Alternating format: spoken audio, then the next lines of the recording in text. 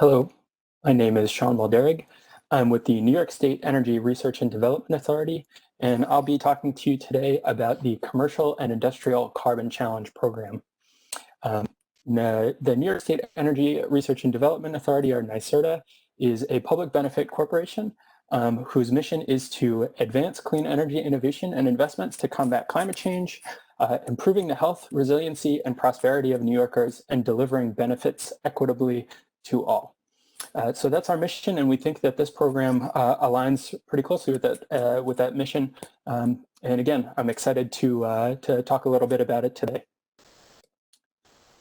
So the Commercial and Industrial Carbon Challenge, or otherwise called the C&I Carbon Challenge, the goal here is to find meaningful, cost-effective ways of reducing carbon emissions among the largest energy users in the state within the commercial and industrial sectors. We'll get into a little bit more about which industries actually qualify as commercial and industrial for this opportunity a bit later in the presentation. But from a very high level, some of the benefits that we see of this program is, first and foremost, grant money is available. So we have $15 million available, and these funds are issued competitively. We'll receive as many proposals as we have interested parties, review them, score them, and make funding decisions until we exhaust the available $15 million. You'll see here that the awards range from $500,000 all the way up to $5 million. And the size of the award is wholly dependent on the amount of CO2 or greenhouse gas emissions that the proposer is intending to reduce. And again, we'll get into a little bit more on that as we continue. Another main benefit we see for this program is for our very large customer base, we acknowledge that, large energy users have very specific needs. And NYSERDA's hope is to develop a close relationship with these companies and institutions and provide a kind of one-stop shop for NYSERDA and utility incentives. So if you have a suite of projects that can reduce your carbon emissions, rather than having to navigate multiple utility or NYSERDA programs to secure funding, you can bring all of those projects under this one umbrella of the C&I Carbon Challenge and execute them all with a single project manager through one set of program rules, hopefully leading to some efficiencies and just some ease of implementation. Another key benefit that we see for this program is that the payments made from this grant are phased in a different way than normal NYSERDA and utility programs. Normally you'll install a particular widget or energy saving type of measure, and once everything has been penciled out, you'll receive an incentive on the back end post installation. Here, we actually have 70% of your award is available upfront as you incur project costs. So say you get a bill for your new boiler, your new solar array, whatever it might be. We can provide money from your grant pool as you incur costs, up to 70% of the total award. The final 30% of the award is based on your performance. So once everything that you intend to do to reduce your emissions has been installed, we'll kind of pencil it out. And based on your performance against the carbon emissions reductions goal that you've set, you'll receive that 30% based on your performance against a target. So as I mentioned earlier, what we're really looking to affect here is money for very large commercial and industrial. And you'll see here, this is not an exhaustive list, but these are the industries and sectors that we consider under this program heading. I want to highlight there's just a few here that I think would not normally kind of stick out in people's minds as being commercial or industrial, particularly in what we call the MUSH areas: municipalities, universities, schools, and hospitals do qualify under this definition of commercial. And I know I've said a few times now that we're really looking to work with very large customers. So there is a size requirement for participation in this program. A user will have to have an annual average electricity demand of greater than 3 megawatts, either at one site or aggregated across multiple sites. If you have multiple meters that are controlled by a single entity, across the state or in a campus setting. So the way to calculate this is if you were to just look at the demand, your electric demand for 12 months worth of electricity bills, add them all up, divide by 12, that would give you your average demand. And that number needs to be greater than 3 megawatts. This sub-bullet here indicating that greater than 1.5 megawatt of demand must be from accounts subject to the system benefits charge. This is going to be the case for probably a subset of users here who receive something like NYPA Recharge New York allocation. Those Recharge New York ratepayers do not pay the system's benefit charge on the portion of their demand that's met by NYPA power. This is something that I can answer more questions about if you have questions. By and large, many folks who meet the aforementioned 3 megawatt threshold are likely to meet the 1.5 megawatt threshold. So to talk a little bit about how the program works and what types of projects are eligible. So as I've kind of alluded to, applicants will be required to indicate the total metric tons of CO2 emissions that they're targeting.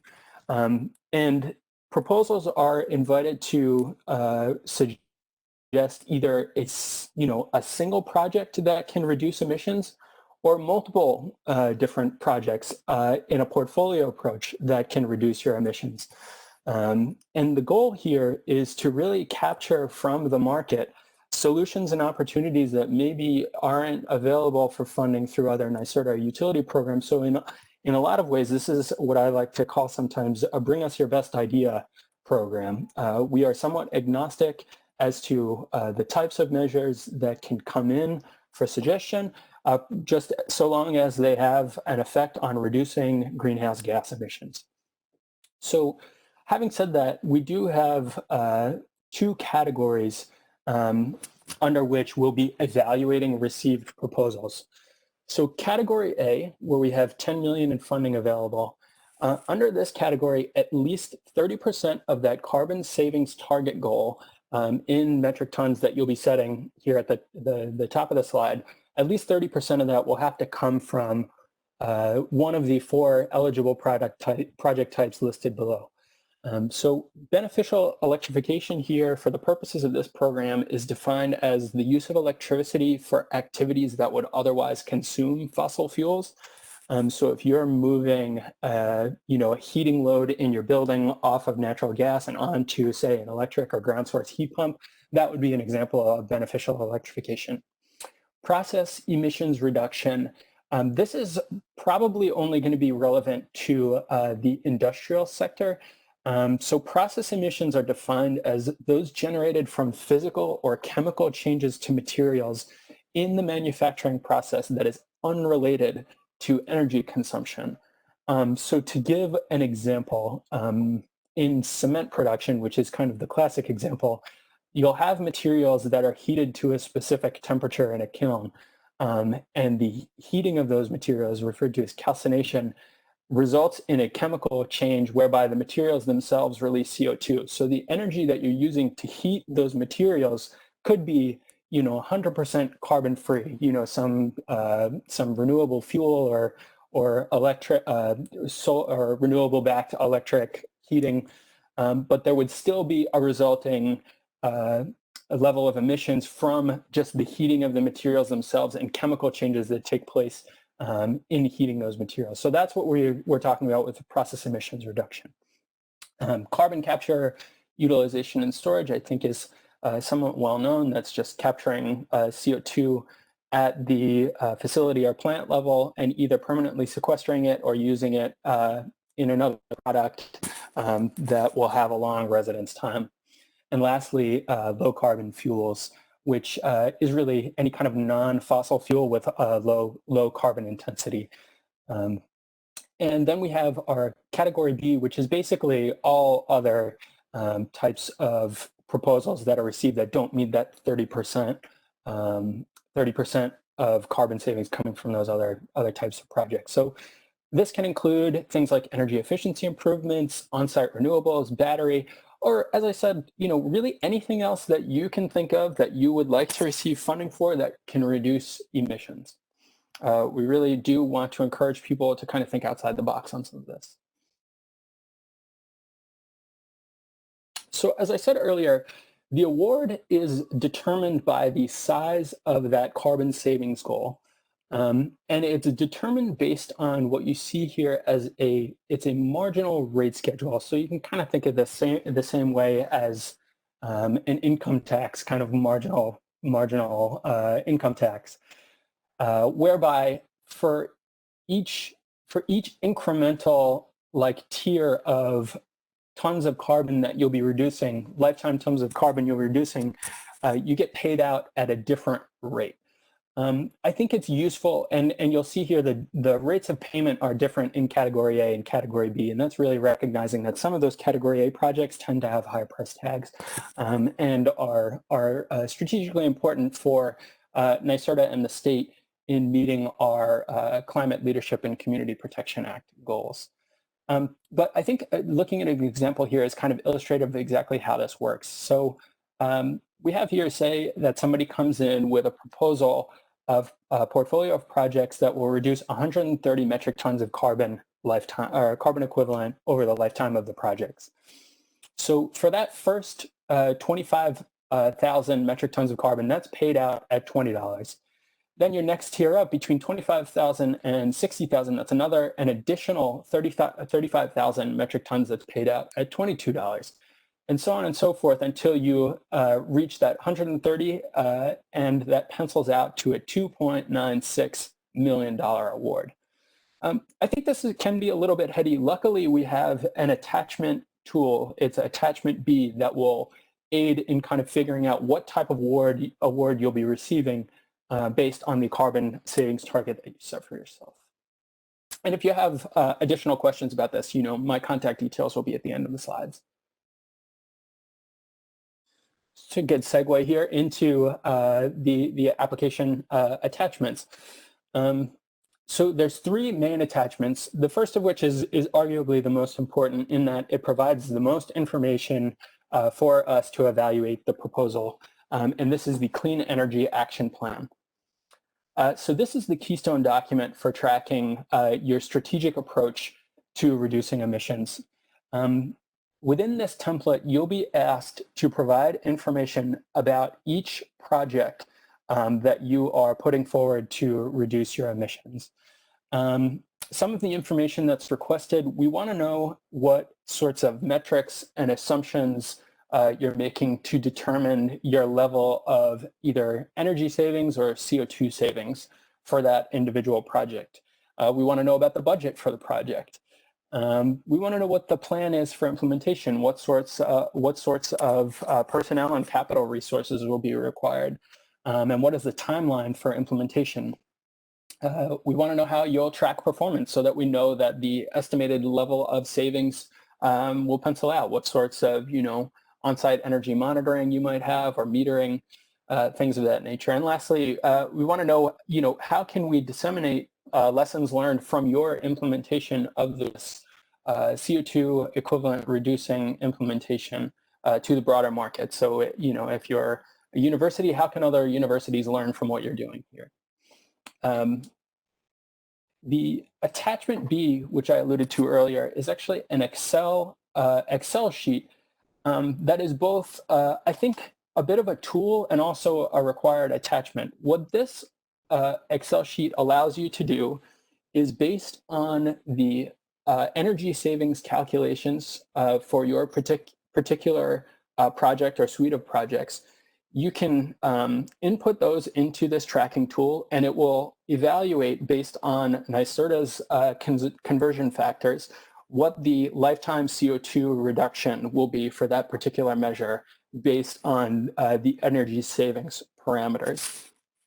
So, if you pencil out a particular type of project that you have, and it's going to save X kilowatt hours, you put that into our little tracker here. It'll tell you how much CO2 it's going to save. Then there is a sub-tab where once you've entered all your projects and you see your total CO2 savings, you can enter that number and it'll calculate the size of your award. So like I said, this is a good, I think, it is a required attachment, but I think it's also a useful tool for kind of, evaluating, well, if I engage on this type of project through this program, how does that change my payment? And is this the right avenue for gaining assistance to implement this project? And lastly, we have the data collection form. This is really to inform NYSERDA and our scoring committee about the commitment to sustainability that your organization or institution has. Just some information on, what types of concrete goals do you have in place? What is your overall view on how to approach sustainability, and how will funding these projects kind of help you meet some of those organizational and institutional goals? And I encourage everybody to please be as detailed as possible in responding to those particular prompts, because it really does help paint a picture of where you are at in your sustainability journey, and helps NYSERDA figure out how we can partner with you to make sure that this program is a success. So quick note here, all of these attachment templates can be found at nyserda.ny.gov/CICC. So how do we select awardees? As I mentioned before, the proposals will be evaluated in 2 categories, but the evaluation criteria is largely the same across the 2 categories. We'll be looking at your project analysis. So for each individual project, how did you scope it out? How did you determine how much energy or fuel, or how much fuel it might save? What were your metrics and assumptions and estimations? Is this based on an audit of the facility, or an engineering analysis, or just a kind of rough calculation? Secondly, your project plan. This is basically how you plan to implement. What is the timeline? Is the timeline reasonable? Are the level of personnel resources you're planning to dedicate, does that seem reasonable and appropriate for the size of the opportunity? Now, I should mention that for the Category A projects, you're probably going to want to be quite detailed. Some of those implementations, things like CCUS and process emissions, are a little bit more outside the box and probably require you to provide us with details, thorough details of your methodology for determining savings.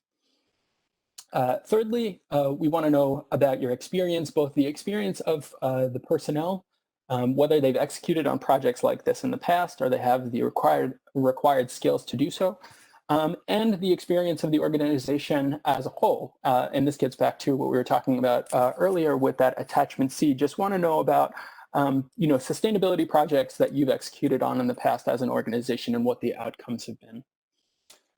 Project scale, this is really where we're looking at, we kind of want to see ambitious proposals. So, if you're, the larger the carbon savings target that you set, that will accrue you more points when it comes to scoring criteria.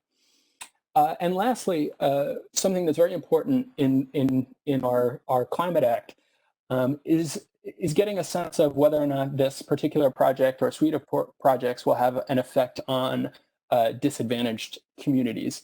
To the extent that you can provide details within that attachment A, the clean energy project plan, on how this might have an effect on disadvantaged communities, that helps us evaluate exactly what types of environmental justice benefits we might be able to enact by funding this your particular proposal. So that's all I had to share today. I encourage everybody to please read the summary of the CNI Carbon Challenge program in the CFA resource guide. If you have additional questions, the information might be in there, or feel free to reach out to me at any time. My contact details are here on the screen. And I look forward to seeing all your proposals, and I'm very excited about this program. Hope you are as well. Thanks.